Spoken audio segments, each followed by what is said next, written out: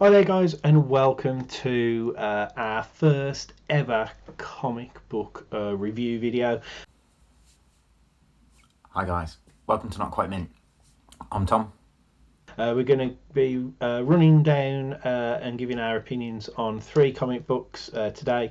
The brand new Star Wars, the brand new Thor, and also issue 4 of the X-Men, but with a slight little disclaimer from myself with that one. So guys, thanks ever so much for coming along. Hopefully you'll enjoy this video.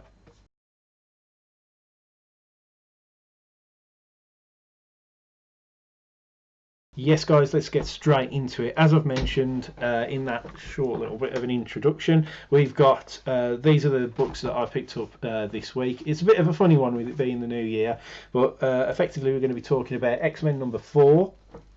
We're going to be talking about Thor number 1, and just so you know, I did get the Art Germ cover for that as well. Just a very nice cover. I do collect Art Germs, so do bear that in mind. Ready for Star Wars number 1, and I did pick up obviously this kind of like variant cover that's like trading card sort of like looking there, because I am a bit of a trading card collector as well.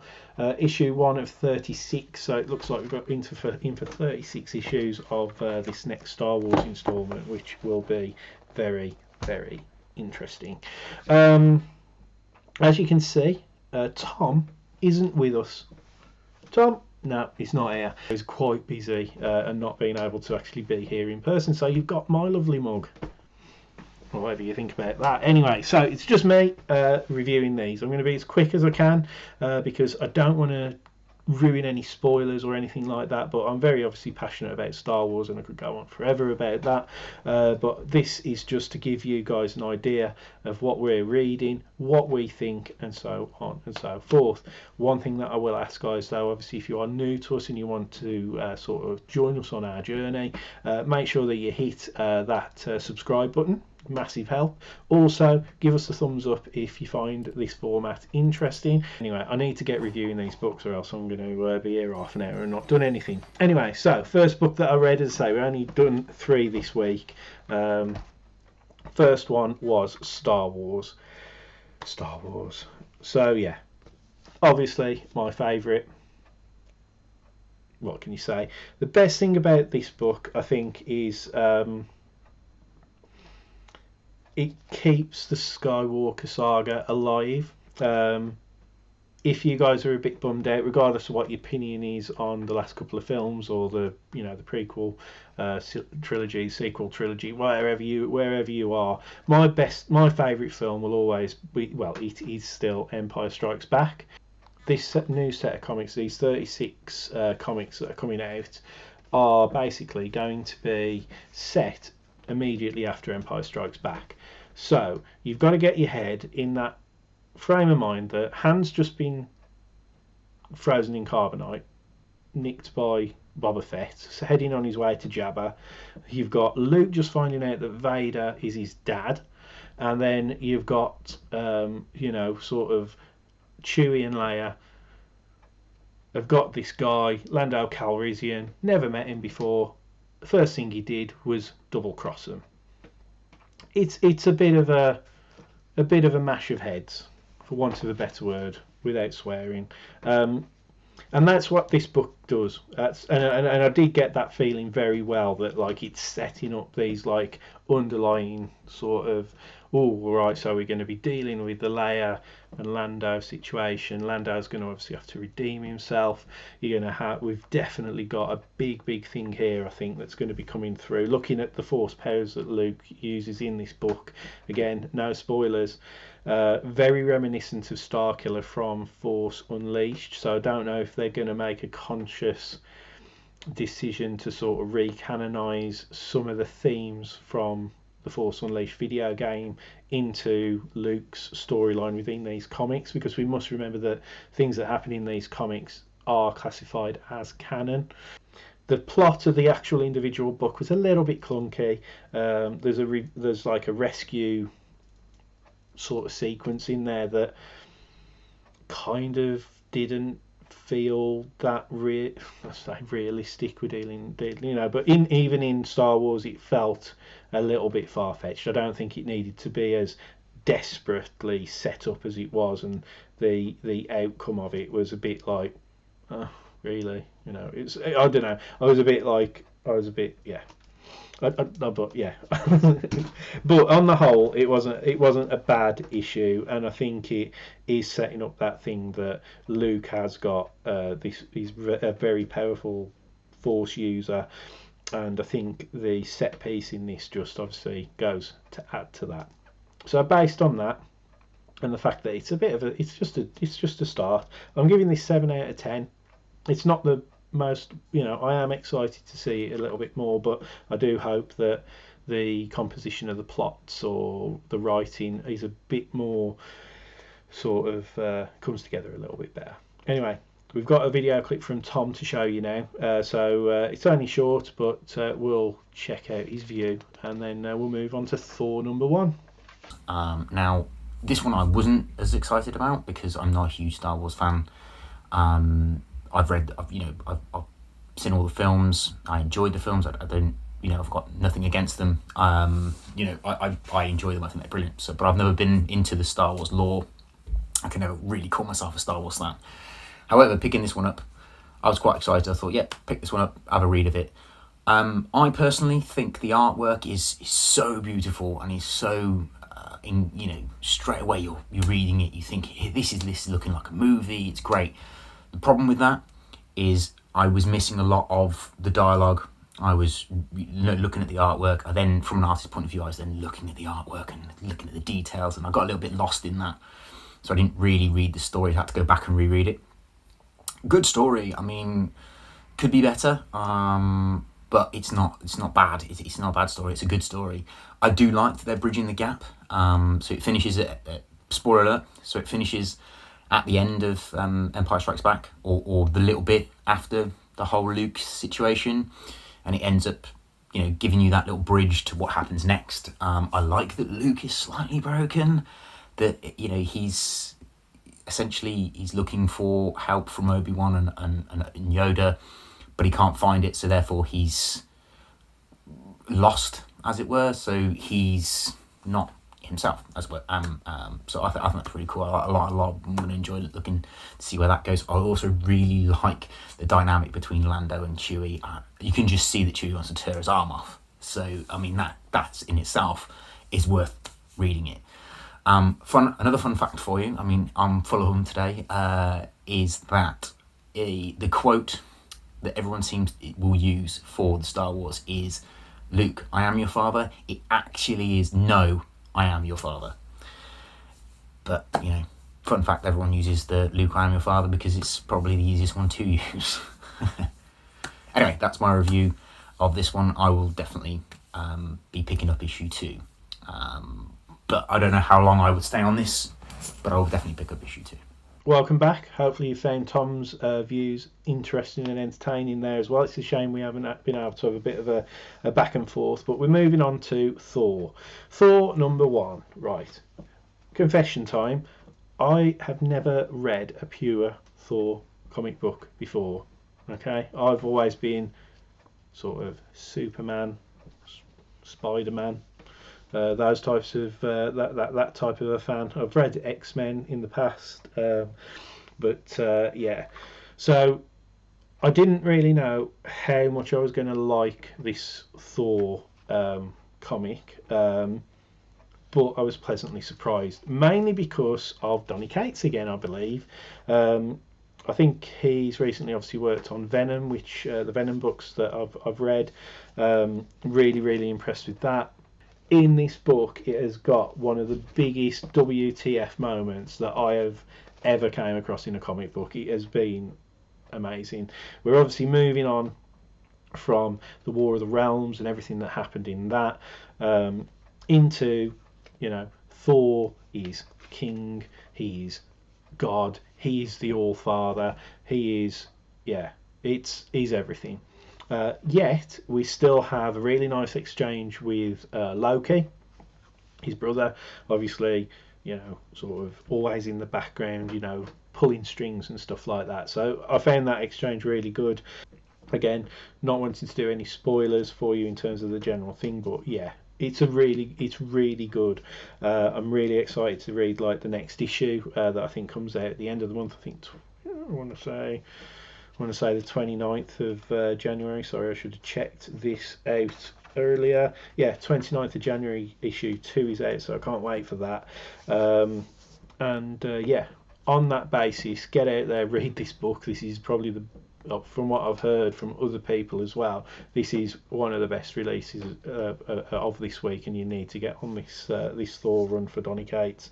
9 out of 10 for me. 9 out of 10. I haven't been as excited as a comic book run for quite a while. So check out what Tommy's got to say. Hopefully he shares my enthusiasm, and we'll be back for X-Men 4 in just a moment. Today we're going to be reviewing issue 1 of Thor, written by Donnie Kates and art done by Nick Clean. I think that's how you say his name anyway. So firstly, I was really excited about this one. I'm a bit of a fan of Thor. I haven't always been a fan of the comic books itself.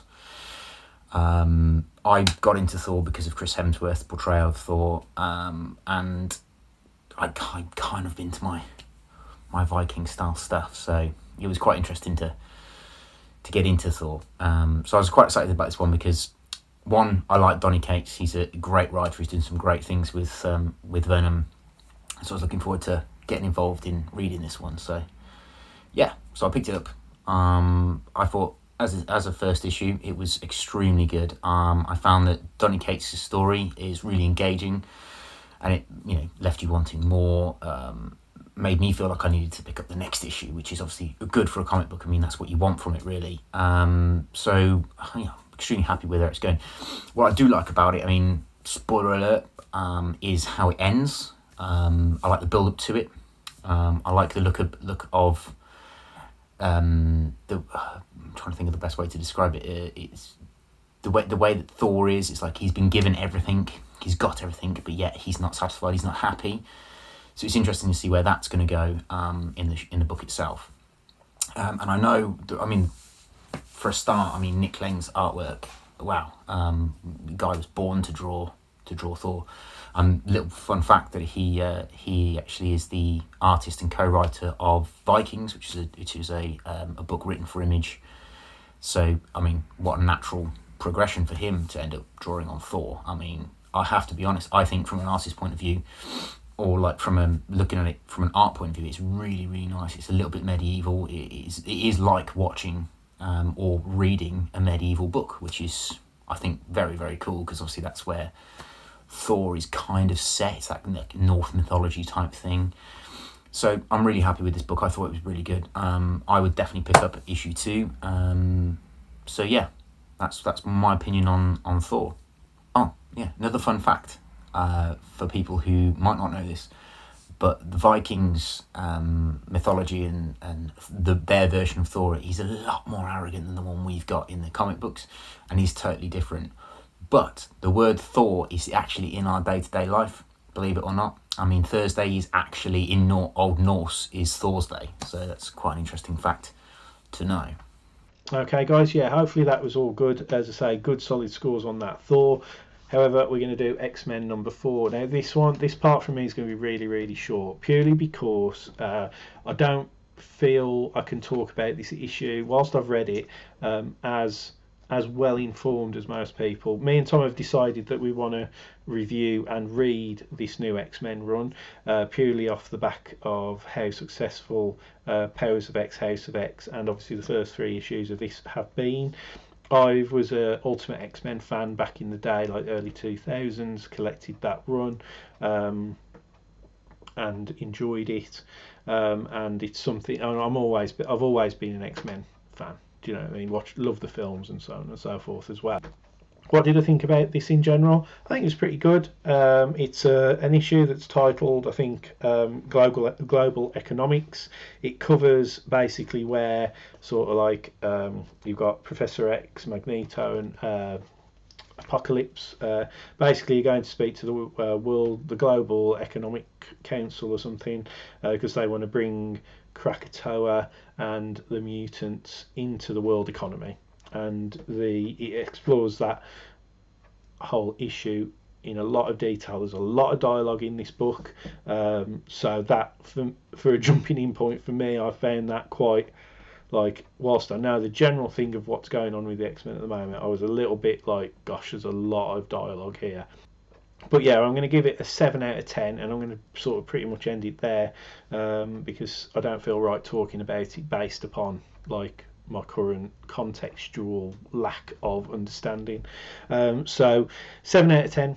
Listen to this from Tom. Hopefully, I don't know if he's read. I think he might be up to date with everything, so I might give a bit of a better review.